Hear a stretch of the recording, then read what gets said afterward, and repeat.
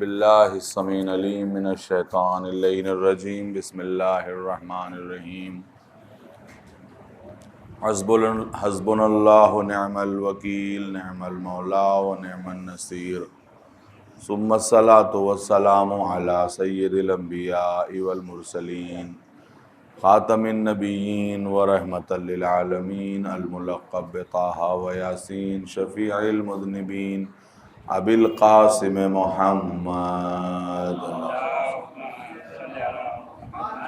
وَأَهْلِ بَيْتِهِ الطَّيِّبِينَ الطَّاهِرِينَ الْمَعْصُومِينَ الْمَظْلُومِينَ الْمُنْتَجَبِينَ وَلَعْنَةُ اللَّهِ عَلَىٰ أَعْدَائِهِمْ أَجْمَعِينَ مِنْ يَوْمِنَا هَٰذَا إِلَىٰ قِيَامِ يَوْمِ الدِّينِ أَمَّا بَعْدُ فَقَدْ قَالَ اللَّهُ سُبْحَانَهُ تَعَالَىٰ وَتَبَارَكَ فِي كِتَابِهِ الْمُبِينِ وَقَوْلُهُ الْحَقُّ بسم اللَّهِ الرحمن الرحیم یا ایہا الذین آمنوا استجیبوا للہ وللرسول اذا دعاکم لما یحییکم۔ صلوات پڑھیں محمد اور آل محمد۔ حاضرین کرام، پچھلی 3 شبوں سے اس آیہ کریمہ کے ذیل میں بیان مسلسل جاری ہے کہ اے انسانوں، ایمان والو، اللہ اور اس کے رسول کی آواز پہ لبیک کہو، کیونکہ یہ پیغام تم کو زندگی دیتا ہے۔ یہ پیغام تمہیں حیات دیتا ہے، لائف دیتا ہے، نہ صرف تمہاری زندگی کو حیات دیتا ہے، تمہارے وجود کو حیات دیتا ہے، بلکہ تمہارے معاشرے کو بھی حیات دیتا ہے۔ اور یہ حیات اور موت کی گتھی ایسی ہے جو انسان آج تک سلجھا نہیں سکا۔ ساری گتھیوں کو اس نے سلجھا لیا، لیکن اس گتھی کو وہ آج تک سلجھا نہیں سکا، نہ جسمانی طور پر نہ روحانی طور پر۔ میڈیکل سائنس نے اتنی ترقی کی، لیکن بہت کچھ ایجاد کیا، بہت کچھ بنایا، لیکن اس کا سب کچھ تبھی تک ہے جب تک رمق حیات باقی ہے۔ رمق حیات گئی، بس یہ کہا کہ باڈی لے جاؤ، اور عجیب بات ہے، روح نکلتے ہی وہ انسان نہ رہا بلکہ باڈی ہو گیا۔ ڈیڈ باڈی لے جاؤ، باڈی لے جاؤ، لاش لے جاؤ، مٹی لے جاؤ، اس کے معنی یہ ہیں کہ روح سے ہی وہ انسان تھا، ہے نا۔ اس کی آئیڈینٹی ختم ہو گئی، اس کی شناخت ہی ختم ہو گئی۔ جو نام تھا اب اس نام سے نہیں پکارا جا رہا ہے، بلکہ کہا جا رہا ہے، یہ نہیں کہا جا رہا ہے فلاں صاحب کو لے جاؤ، نہیں، باڈی لے جاؤ۔ معلوم یہ ہوا کہ باڈی روح کے بغیر صرف ایسی ہی ہے کہ اسے مٹی کے حوالے کر دیا جائے۔ ہر چیز میں اگر روح نہ ہو تو وہ چیز بیکار ہے۔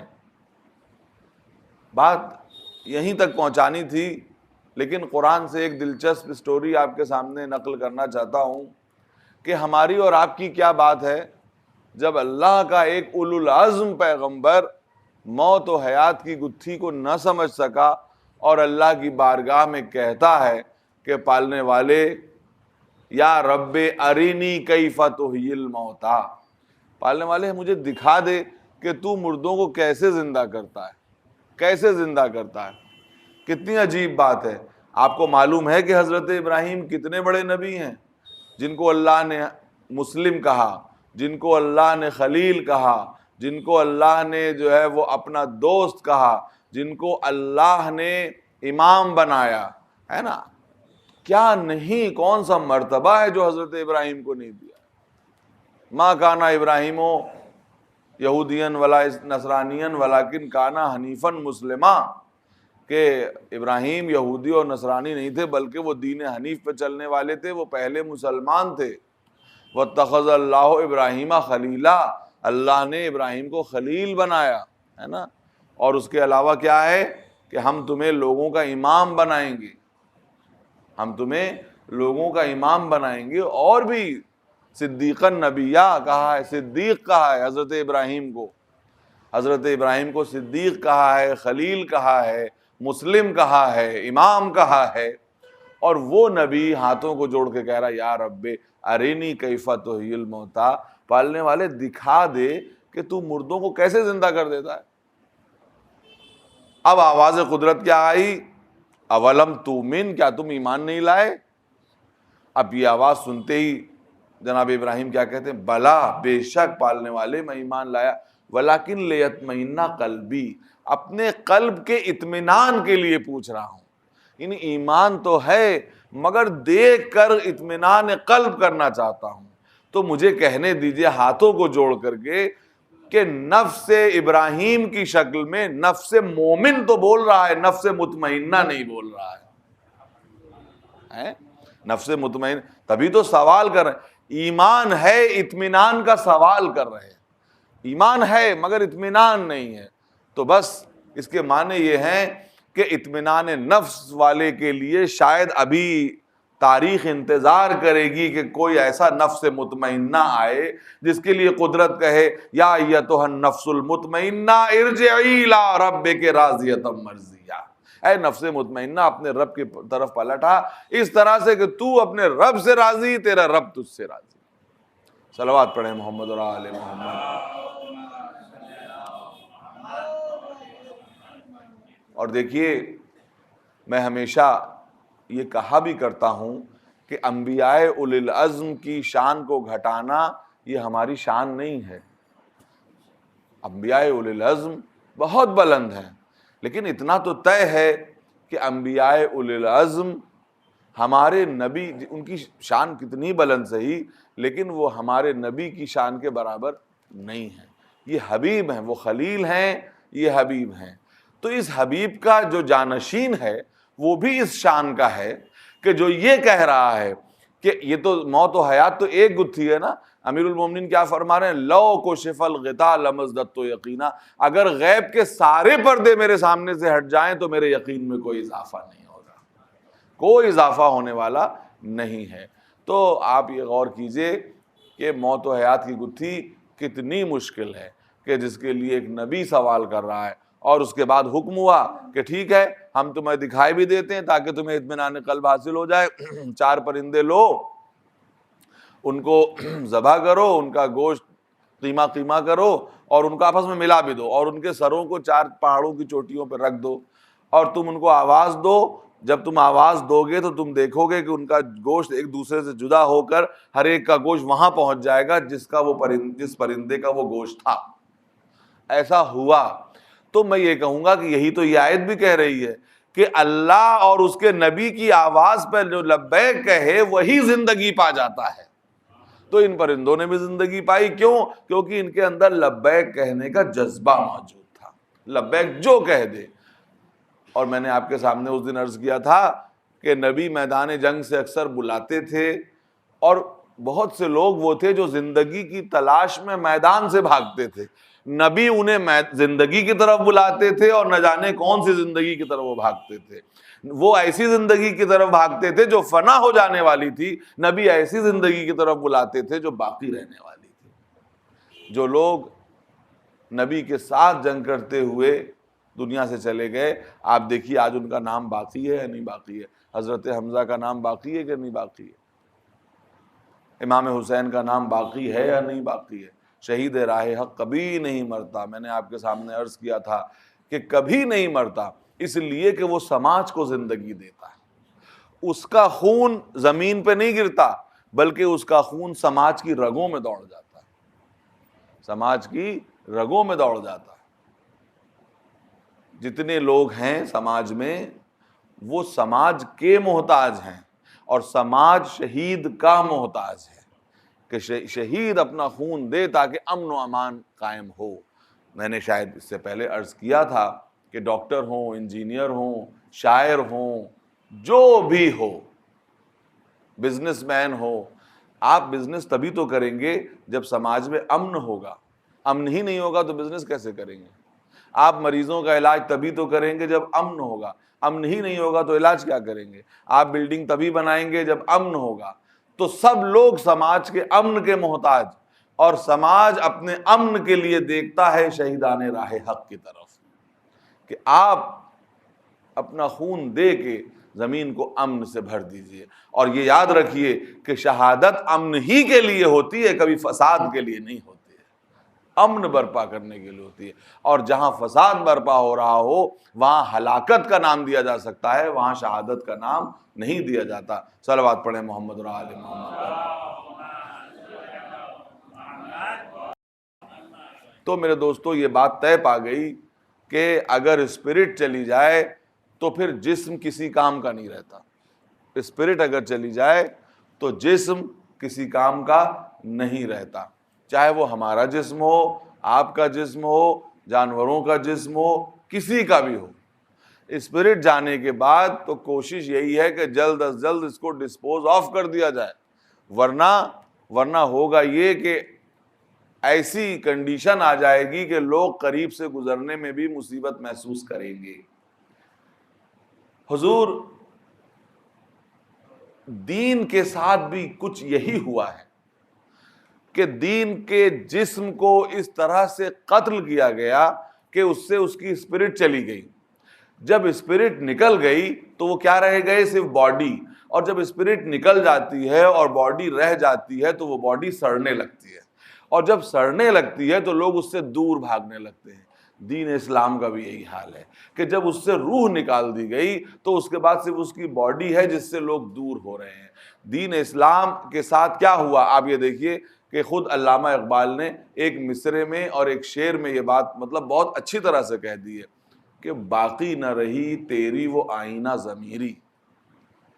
تیری اسلام کو مخاطب کر کے کیا کہہ رہے ہیں؟ باقی نہ رہی تیری وہ آئینہ ضمیری، اے کشتے سلطانیوں ملائیوں پیری۔ تمہاری وہ چمک باقی نہ رہی ہے اسلام، کیونکہ تمہیں کس نے مارا؟ کبھی تمہیں سلطانی نے مارا، کبھی تمہیں ملا نے مارا، کبھی تم کو پیر نے مارا۔ ہے کیا؟ ٹکڑے ٹکڑے کر کے ایک ایک چیز کو دیا جا رہا ہے، یہ اسلام ہے۔ کسی نے نماز کو لے کے کوئی کہنے لگا یہ اسلام ہے، کوئی روزے کو لے کے کہنے لگا یہ اسلام ہے، کوئی عزاداری کو لے کے کہنے لگا یہ اسلام ہے، کوئی حج کو لے کے کہنے لگا یہ اسلام ہے۔ نہیں، ان تمام کو جوڑا جائے اور اس کے بعد اس میں عدل و مساوات کی روح پھونکی جائے، تب جو مجسمہ تیار ہوگا اس کا نام اسلام ہوگا۔ تو روح کے بنا کچھ نہیں۔ حضور شاید میں نے کبھی یہاں پڑھا ہوگا کہ نماز اور روزے کی بھی ایک روح ہے، نماز کا ایک جسم ہے، نماز کی ایک روح ہے۔ ہر شے جو کچھ ہے اس کا ایک جسم ہے اور اس کی ایک روح ہے۔ اگر روح نہ ہو تو جسم بیکار ہوتا ہے۔ مثلا یہ پنکھا ہے، بہت ہی خوبصورت ہو، کلرفل ہو، آپ سوئچ لگا آن کرنے چلے، کہا مولانا صاحب یہ کام نہیں کر رہا ہے، کہا بھئی یہ تو بہت اچھا لگ رہا ہے، خوبصورت ہے۔ اگر خوبصورت ہو ہوا نہ دے سکے تو بیکار کہلاتا ہے۔ اس کی اسپرٹ یہ ہے کہ وہ ہوا دے، اور اگر ہوا نہیں دے رہا ہے تو وہ بیکار ہے۔ اب اس کے لیے قافیہ ملانے کے لیے مجھے کار سے بہتر کوئی اگزامپل نہیں ہے کہ اگر کار دروازے پہ کھڑی ہے انتہائی خوش رنگ اور وہ آپ کو ایئرپورٹ نہیں پہنچا سکتی تو وہ کار تو ہے مگر بیکار ہے، کیونکہ وہ چل نہیں سکتی۔ اس کی اسپرٹ یہ ہے کہ وہ موو کرے، اس کی اسپرٹ یہ ہے کہ وہ آگے بڑھائے۔ تو اسی طریقے سے جو کچھ دکھائی دیتا ہے وہ جسم ہوتا ہے، اور جو اس کے پیچھے مقصد ہوتا ہے وہ اس کی اسپرٹ ہوتی ہے۔ تو حضور نماز بھی کیا ہے؟ نماز ایک جسم رکھتی ہے، قیام، رکوع، سجدہ، یہ جسم نماز ہے۔ یہ کیا ہے؟ جسم نماز ہے، جسم نماز ہے، نظر آ رہا ہے۔ اس کے لیے ساری شرائط ہیں، پاک ہو کے آپ کو آنا ہے، کیا پہننا ہے، کم سے کم منیمم لباس کیا ہونا چاہیے، کس طرف آپ کو ڈائریکشن کرنا چاہیے، یہ سب کے ساتھ، مگر یہ جسم نماز ہے۔ تو آپ یہ کہیں گے کہ کیا کوئی روح نماز بھی ہے؟ میں کہوں گا مجھ سے کیا پوچھتے ہیں، پھر پہلے تو قرآن سے پوچھئے۔ قرآن کیا کہہ رہا ہے؟ ان الصلاۃ تنہی عن الفحشاء والمنکر، نماز برائیوں اور بے حیائیوں کو روکتی ہے۔ اب حضور میں ہاتھ جوڑ کے پوچھتا ہوں، صبح و شام نماز بھی جاری رہے اور برائیاں اور بے حیائیاں بھی جاری رہیں تو اس نماز کو آپ کیا کہیں گے؟ بس اتنا کہہ سکتے ہیں کہ اس سے ایکسرسائز کا ثواب تو مل جائے گا، نماز کا ثواب نہیں ملنے والا۔ صلوات پڑھیں محمد اور آل محمد۔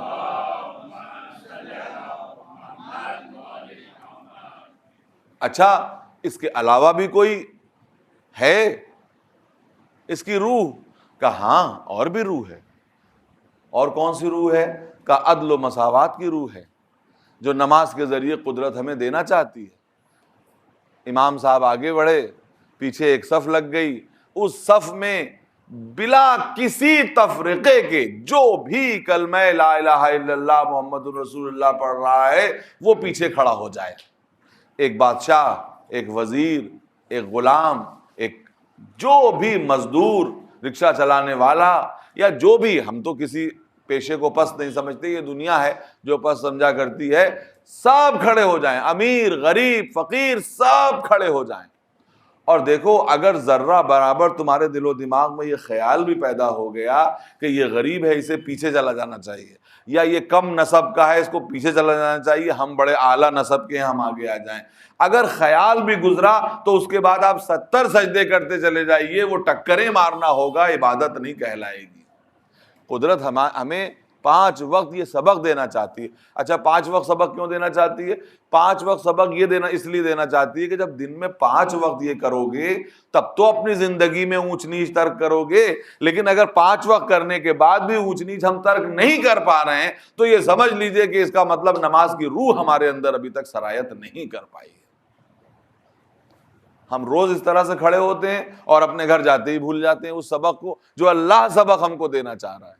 وہ سبق کیا ہے؟ وہ سبق یہی ہے کہ اللہ کے سامنے کوئی بلند و پست نہیں ہے۔ اب بلند و پست ہے کیسے؟ یا تو وہ علم میں زیادہ ہے، یا وہ تقوی میں زیادہ ہے، یا وہ عمل میں زیادہ ہے۔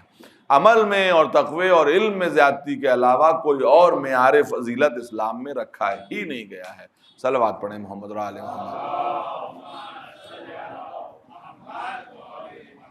اب میرے دوستو اس کے علاوہ ایک اور بات ہے، ایک اور روح ہے جس کا تذکرہ میں کروں گا آپ کے سامنے، اور وہ کون سی روح ہے؟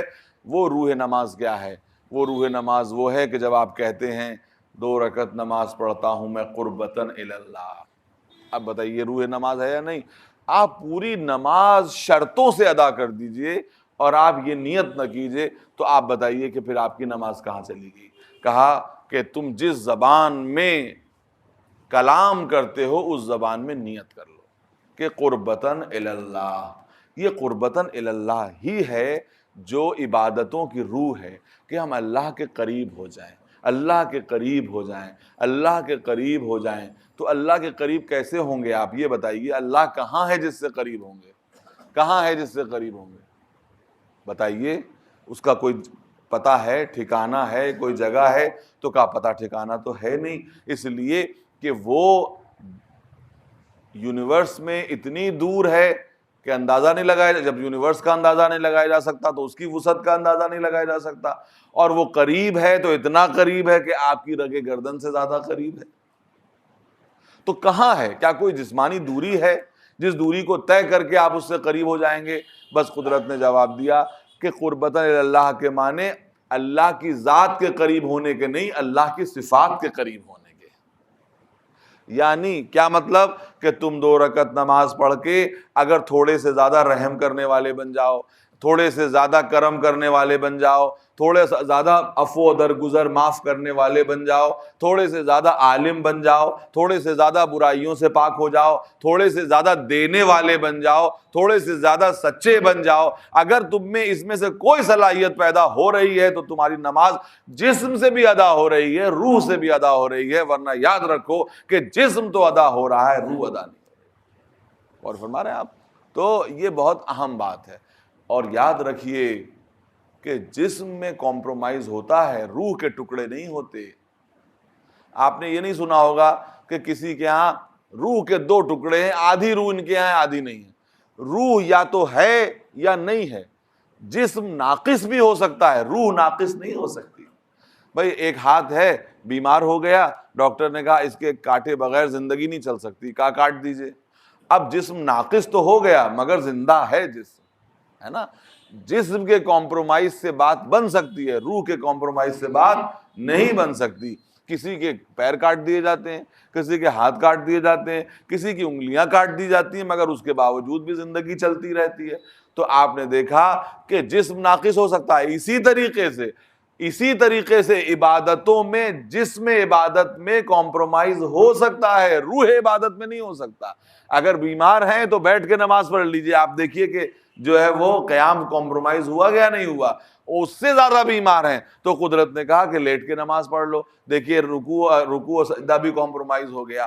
مگر یاد رکھو یہ سب جسم نماز کے لیے ہے، روح نماز کے لیے نہیں ہے۔ وہ روح کیا ہے کہ تم نے اسے یاد کیا اس کے موقع کے اوپر، جب وقت آیا تو تم نے اس کو یاد کر لیا۔ تو آپ یاد رکھیے کہ اگر آپ نے روح نماز ادا نہیں کی تو اکیلے جسم آپ کے کسی کام کا نہیں ہے، لیکن اگر روح موجود ہے اور جسم کسی وجہ سے عبادت کرنے سے قاصر ہے تو بھی وہ عبادت اللہ کے رجسٹر میں لکھ لی جائے گی۔ صلوات پڑھیں محمد اور آل محمد۔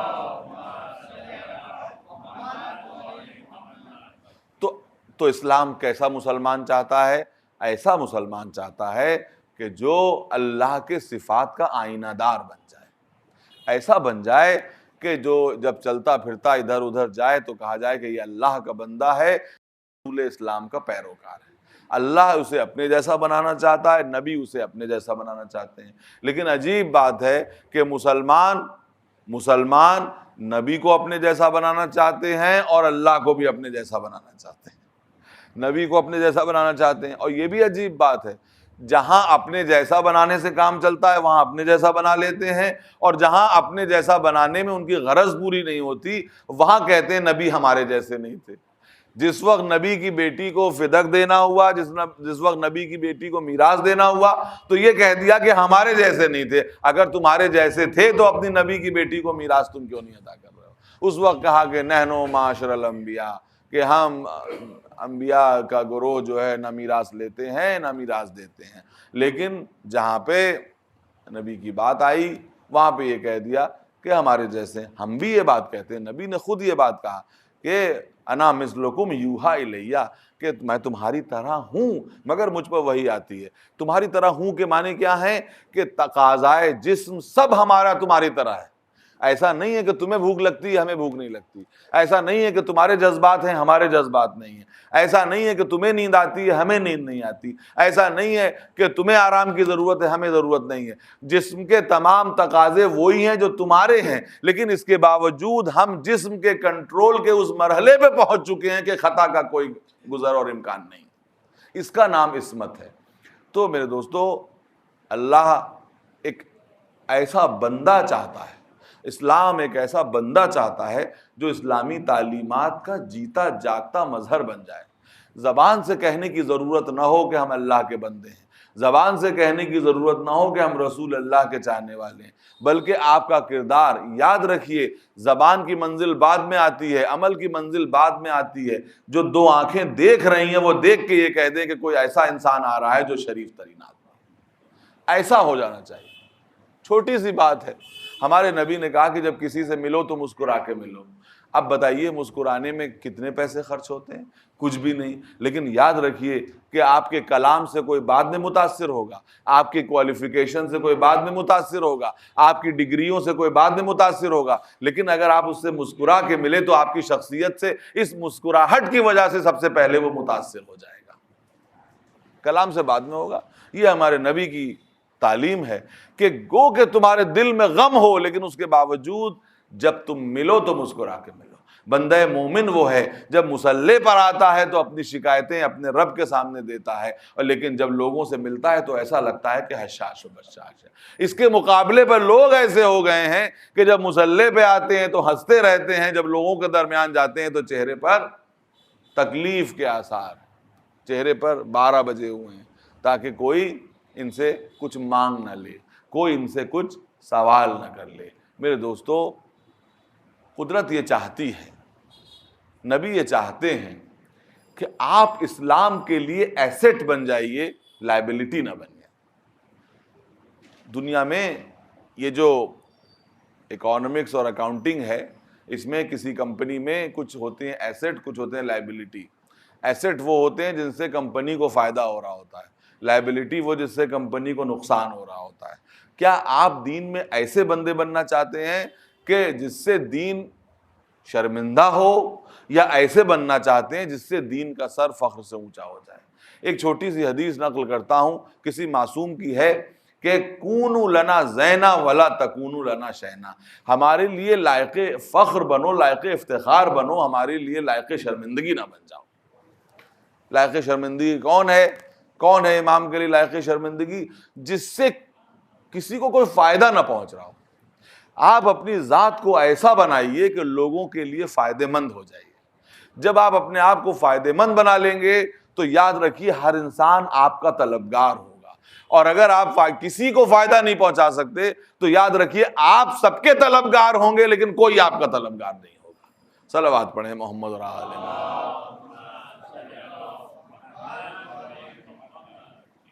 کچھ نہ ہو خدا کی قسم، لیکن اگر انسان کے اندر بلند انسانی اقدار ہی ہوتے ہیں، اگر صرف دنیا اور مسلمان اور علی کے چاہنے والے جو اپنے آپ کو شیعہ کہتے ہیں صرف نبی کی یہ دو کوالٹی اپنا لیں، صداقت اور امانت داری، ہر انسان آپ کا طلبگار ہو جائے گا۔ آپ کے پاس کچھ نہیں ہے لیکن یہ کہے گا کہ یہ امانت دار ہے، جس کے پاس جو امانت رکھی جاتی ہے وہ رکھی رہتی ہے۔ عجیب بات ہے کہ نبی تو صادق اور امین مشہور ہوں اور ان کے جو ماننے والے ہوں وہ خائن مشہور ہو جائے، تو اس سے بڑھ کے اور کیا ہو سکتا ہے؟ اس سے بڑھ کے اور کیا، یعنی آپ یہ سمجھیے کہ معصومین کے لیے اس سے زیادہ شرم کی اور کیا بات ہو سکتی ہے کہ ان کے ماننے والے، ان کے چاہنے والے یہ نبی ہیں کہ جنہوں نے دنیا میں، بس بات ختم ہو رہی ہے، بس جلد تھوڑی دیر توجہ دیجیے، نبی کی زندگی سے کیا ملتا ہے؟ آج ہر انسان جب اسے کوئی اسکیپ گوٹ نہیں ملتا تو وہ کیا کرتا ہے؟ اپنے ماحول کو بنا دیتا ہے اور الزام دے دیتا ہے۔ کیا کریں صاحب، ماحول ایسا ہے، بچہ بگڑ گیا تو کہتے ہیں ماحول ایسا ہے، خود جھوٹ بولتے ہوئے پکڑے گئے، کہہ لیں کیا کریں صاحب، اگر جھوٹ نہ بولیں تو پھر گھر کا خرچہ کیسے چلے۔ غور کر رہے ہیں؟ ہر جگہ ماحول کا اثر۔ نبی کی سیرت سے آپ نے اتنا بھی نہیں سیکھا کہ ماحول کا اثر خود قبول نہ کرو بلکہ اپنا اثر ماحول پہ ڈال دو۔ نبی کس کے درمیان تھے؟ نبی جھوٹوں کے درمیان تھے، نبی خائن کے درمیان تھے، نبی شراب خاروں کے درمیان تھے، نبی ظالموں کے درمیان تھے، نبی خون بہانے والوں کے درمیان تھے۔ اس کے بعد نبی نے کیا خطاب پایا؟ صادق اور امین کا خطاب پایا، اور 22 برس کے بعد پورے جزیرہ نمائے عرب کو مسلمان کر دیا اپنی ذات کی وجہ سے۔ یہ بتائیے کہ نبی نے ان کا اثر قبول کیا یا نبی نے اپنا اثر ان کے اوپر ڈال دیا؟ بتائیے۔ اب نبی ہم کو یہ سکھانا چاہ رہے ہیں کہ تمہارا کردار ایسا ہو سکتا ہے کہ تم قاتلوں کے درمیان رہو مگر تمہاری آستین حیات پر خون کا ایک دھبا نہ ہونے پائے، وہ جھوٹے ہوں مگر تمہاری ذات جھوٹ کے سمندر میں صداقت کے ایک جزیرے کی طور پہ ابھر آئے، کہ لوگ یہ کہیں کہ سب جھوٹے ہو سکتے ہیں، محمد مصطفیٰ جھوٹے نہیں ہو سکتے۔ عجیب بات ہے، اپنی ذات کا کلمہ، یعنی اپنے دین کا کلمہ پڑھنے سے پہلے رسول نے اپنی ذات کے اعتبار کا کلمہ پڑھوایا۔ یہ اسلام کا مقدمہ تھا کہ 40 برس پہلے ان کے درمیان رہ لو، سب تمہاری کردار کا کلمہ پڑھ لیں، اس کے بعد جب تم کہو گے لا الہ الا اللہ کہو تو اب کس منہ سے یہ انکار کریں گے؟ یہی وجہ ہے کہ کسی نے نبی کو جھوٹا نہیں کہا، اگر کہا تو مجنون کہا مگر جھوٹا نہیں کہا۔ اور فرما رہے ہیں تو یہ نبی کی تعلیم کیا ہے؟ نبی کی تعلیم یہی ہے کہ ماحول کے اوپر اپنا اثر ڈالو، کوشش کرو کہ ماحول بدل جائے، یہ کوشش نہ کرو کہ ماحول میں رنگ ڈھنگ رچ بس جاؤ اور اس کے بعد یہ کہو کہ ہم کیا کرتے، ماحول ایسا تھا۔ ماحول کا ایکسکیوز دوسرے دے سکتے ہیں، ایک مسلمان کے منہ پر زیب نہیں دیتا کہ وہ ماحول کا ایکسکیوز کرے۔ آپ بتائیے،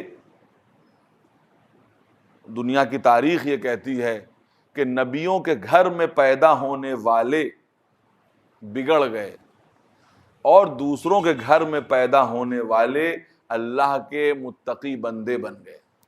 پتہ یہ چلا کہ ماحول کو دوش دینا صرف ایکسکیوز ہے، انسان کو جج کیا جائے گا اس کے اپنے انفرادی عمل کے اعتبار سے۔ حضرت آدم کے بیٹے تھے، حضرت آدم کس سے شکوہ کریں کہ ماحول کی وجہ سے ہمارا بیٹا خراب ہو گیا؟ وہاں کہاں ماحول تھا؟ کوئی محلہ ہی نہیں تھا، کوئی لوگ ہی نہیں تھے، کچھ نہیں تھا۔ حضرت نوح کا بیٹا، حضرت نوح معصوم پیغمبر، کتنے بڑے نبی، اور یہ کہہ رہے ہیں کہ بیٹا آ جاؤ اس کشتی میں، آج کوئی بچنے والا نہیں ہے۔ لیکن وہ بیٹا کیا کہہ رہا ہے کہ بابا جان میں اس پہاڑی پر چلا جاؤں گا، یہ پہاڑی مجھے بچا لے گی۔ یہاں پہ دیکھیے کہ نوح نبی کہاں بلا رہے ہیں؟ حیات کی طرف، کشتی نجات کی طرف بلا رہے ہیں، اور نوح کا بیٹا یہ سمجھ رہا ہے کہ حیات پہاڑ کی چوٹی پر ہے۔ ہمیں نبی کی زندگی میں بھی ایسا ہی ملتا ہے کہ نبی جب بلا رہے ہیں تو کچھ لوگ پہاڑ کی چوٹیوں پہ جا رہے تھے حیات کی تلاش میں، حیات وہاں نہیں تھی، نبی کے پاس حیات تھی۔ صلوات پڑھیں محمد اور آل محمد۔ حیات کہاں تھی؟ حیات نبی کے پاس تھی، سفینہ نوح میں حیات تھی۔ اور دیکھیے قدرت نے فیصلہ کر دیا، بس 5-7 منٹ سے زیادہ نہیں، کہ قدرت نے فیصلہ کر دیا کہ ضرب اللہ مثلا للذین کفروا امرأۃ نوح و امرأۃ لوط، قرآن کی آیت ہے۔ اللہ مثال دیتا ہے کفار کے لیے، وہ لوگ کہ جو نبیوں سے بغاوت کرتے ہیں، ان کے لیے اللہ کیا مثال دیتا ہے؟ امرأۃ نوح و امرأۃ لوط، نوح کی بیوی کی اور لوط کی بیوی کی۔ کس بات کی؟ کانتا تحتا عبدین من عبادنا صالحین، یہ دونوں عورتیں ہمارے 2 نیک بندوں کے انڈر میں تھیں، نکاح میں تھیں، فخانتاہما، اور خیانت کرتی تھیں۔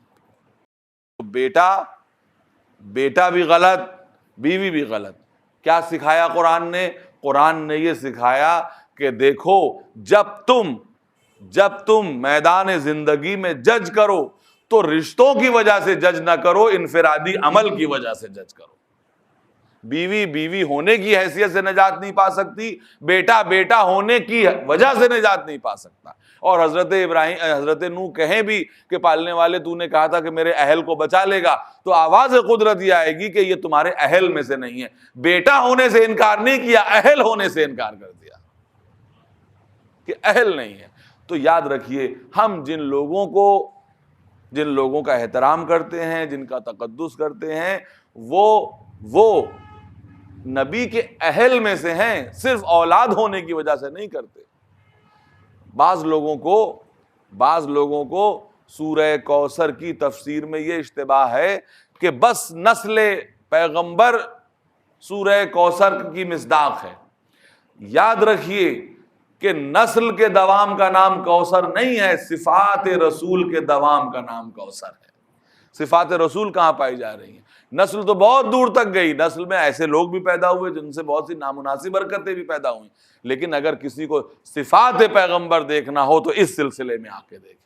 نبی کی سخاوت دیکھنی ہو تو نبی کے بعد علی کو دیکھے، علی کے بعد کس کو دیکھے؟ علی کے بعد حسن کو دیکھے، حسن کے بعد حسین کو دیکھے۔ اللہ اکبر۔ کل مجھ سے ہو نہیں سکا تھا، بڑے شہزادے کی میں نے وہ چند باتیں عرض کی تھی۔ سخاوت کا یہ عالم ہے کہ جب دیتے تھے تو بے حساب عطا کرتے تھے۔ کسی نے صرف اتنا کہہ دیا کہ اے فرزند رسول جب دے رہے ہیں تو گن تو لیجئے کس کو کیا دے رہے ہیں۔ تو کیا جواب دیا بلیغ؟ کہا کہ جس طرح اگر میں نے اس کے بندوں کو گن کے دینا شروع کر دیا تو مجھے ڈر ہے کہ مجھے دینے والا وہ بھی مجھے گن کے دے گا۔ جس طرح سے وہ بے حساب مجھ کو عطا کرتا ہے، میں اس کے بندوں کو بھی بے حساب عطا کرتا ہوں۔ صلوات پڑھیں محمد۔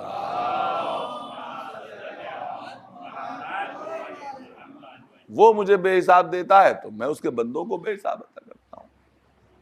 اور امیر شام جب مدینے آیا، آپ حضرات کا سنا ہوا واقعہ ہے کہ ایک کثیر رقم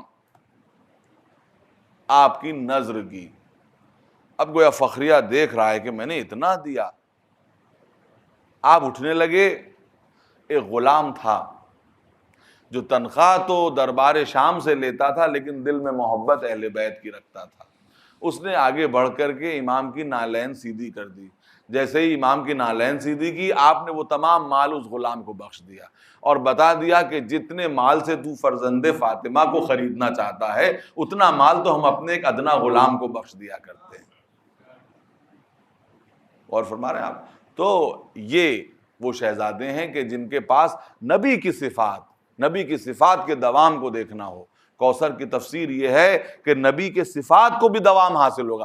صرف نسل نبی کو دوام حاصل نہیں ہوگا, صفات پیغمبر کو بھی دوام حاصل ہوگا. اور اگر دنیا کو آخری صفت پیغمبر دیکھنی ہو تو آخرت تک انتظار کرنا ہوگا, اس لیے کہ وارث نبی جب آئے گا تو نبی کی نشانیاں بھی دکھائے گا, نبی کے صفات بھی دکھا دے گا. جس کا نام بھی وہی ہوگا, جس کی کنیت بھی وہی ہوگی, جس کے صفات بھی وہی ہوں گے, سب کچھ وہی ہوگا. نبی کا علم دیکھنا ہو تو ان کو دیکھو, نبی کا اخلاق دیکھنا ہو تو ان کو دیکھو. امام حسن کے پاس کیسا اخلاق تھا, مرد شامی.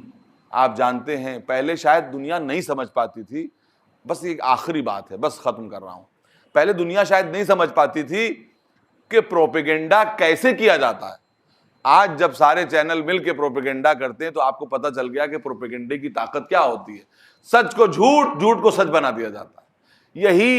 یہی 1400 برس پہلے حکومت شام کرتی تھی. سچ کو جھوٹ, جھوٹ کو سچ. پورے شام میں نہ جانے کیا کیا امیر المومنین کے کردار کے بارے میں مشہور تھا. ایک مرد شامی آیا اور وہ لوگوں نے اس سے پوچھتا ہے کہ یہ کون ہے, کہا کہ حسن. کون حسن؟ حسن ابن علی. تو وہ کہتا ہے کہ جو کچھ میرے منہ میں آیا سب میں نے کہا. کیوں؟ وہ سمجھ رہا تھا کہ علی جب جیسے ہوں گے ویسے ہی ان کی اولاد ہوگی. تو مولا کو بھی کہا اور خود امام حسن کو بھی کہا. جب وہ اپنی ساری بھڑاس نکال چکا, سب کچھ کہہ چکا, تو امام اس کے قریب آئے اور صرف اتنا کہا کہ تیرے لہجے سے معلوم ہوتا ہے کہ تو یہاں کا نہیں ہے, مسافر ہے. اگر مسافر ہے تو تیری کوئی حاجت ہو تو بیان کر, اور چل میرے گھر میں مہمان ہو جا. لے کے گئے, 3 دن مہمان رکھا. 3 دن کے بعد جب وہ دروازے سے نکل رہا تھا تو یہ کہہ رہا تھا کہ 3 دن پہلے علی اور اولاد علی سے زیادہ بڑا دشمن میرا کوئی نہیں تھا, اور 3 دن کے بعد علی اور اولاد علی سے بڑا دوست میری زندگی میں میرا کوئی نہیں. تو دشمنی کو اس طرح بھی ختم کیا جاتا ہے. یہ امام حسن کا کارنامہ ہے.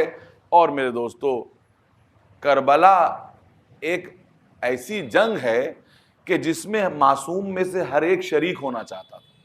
امام حسن بھی شریک ہونا چاہتے ہیں, خود رسول اسلام شریک ہونا چاہتے ہیں, امیر المومنین شریک ہونا چاہتے ہیں, حضرت فاطمہ زہرا شریک ہونا چاہتی ہیں, مگر زندہ تو نہیں ہیں. تو کیا کریں؟ کہا اپنا اپنا نمائندہ کربلا میں بھیج دیا. علی نے کیا کہا تھا کہ بھیا عقیل کوئی ایسے بہادر خاندان کا انتخاب کرو جس سے ایسا بہادر بیٹا پیدا ہو کہ جو کربلا میں کام آئے. یعنی علی اپنا ایک نمائندہ بھیجنا چاہ رہے ہیں. اور امام حسن کا بھی جب آخری وقت آیا تو آپ کو معلوم ہے کہ ایک وصیت لکھی, ایک تعویذ لکھا. یہ تعویذ کیا ہے؟ یہ تعویذ وہ حسرت ہے کہ میں تو کربلا میں نہ رہوں گا مگر میرا کوئی ہدیہ ہوگا جو کربلا میں قربان ہو جائے گا. اور کیا تو کس کو لکھ رہے ہیں؟ ایک معصوم سا بچہ, خدا کی قسم معصوم اور خوبصورت بچہ جو سامنے ہے, جس کے چہرے پہ حسرت برس رہی ہے. ایسا بچہ کہ جس کا باپ آخری ہچکیاں لے رہا ہے, ایسا بچہ کہ جس کے باپ کے کلیجے کے ٹکڑے تشت میں گر رہے ہوں, اس بچے پہ کیا اثر ہوگا. لیکن اس حالت میں بھی امام حسن نے ایک وصیت کی ہے, اور وصیت کو مکتوبی شکل میں اپنے بیٹے کے بازو پر باندھ دیا. یہ معصوم بچہ ہے. ارے کتنا چھوٹا بچہ ہے. جب کربلا میں کہا گیا ہے کہ بالغ نہ ہوئے تھے تو اس وقت کتنا چھوٹا بچہ ہوگا جس کے سامنے باپ آخری ہچکیاں لے رہا ہے. یہی تو وجہ ہے کہ جب آخر وقت میں جناب قاسم آئے ہیں امام حسین کے پاس اور اجازت نہیں مل رہی تھی, تو بازو سے وہ تعویذ کھولا جس میں کیا لکھا تھا کہ بھیا حسین, جب تمہارا کربلا میں وہ وقت آ جائے تو اس وقت قاسم کو میری طرف سے ہدیہ سمجھ لینا اور اس کی اجازت سے انکار نہ کرنا. اب بتائیے امام حسین کیا کریں؟ بس 2-3 جملے اور مجلس کو تمام کروں گا. امام کیا کریں؟ بس روایت کہتی ہے کہ وہ کیا کہ جو کسی اس غریب شہزادے کے ساتھ وہ کیا جو کسی کے ساتھ نہیں کیا تھا.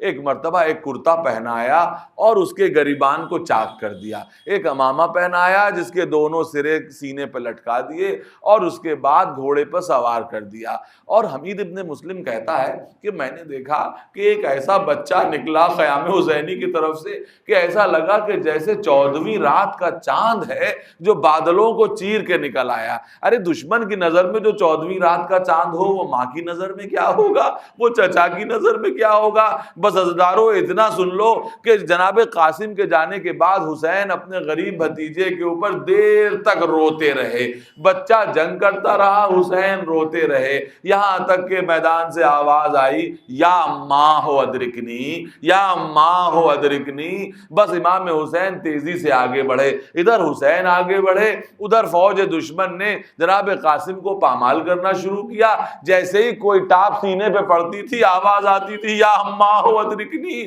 یا ماں ہو ادرکنی۔ جب پہنچے پورا بدن پامال ہو چکا تھا۔ ایک مرتبہ بیٹھ کے کہتے ہیں تیرے چچا پہ بہت شاق ہے میرے بھتیجے، تو آواز دیتا رہا مگر تیرا چچا نہ پہنچ سکا۔ بس ایک مرتبہ جو لاش اٹھانا چاہی تو لاش ٹکڑوں میں بٹ گئی۔ اپنی ابا میں قاسم کی لاش کے ٹکڑے جمع کیے، خیمے میں لے جا کے رکھ دیا۔ سيعلم الذين ظلموا أي منقلب ينقلبون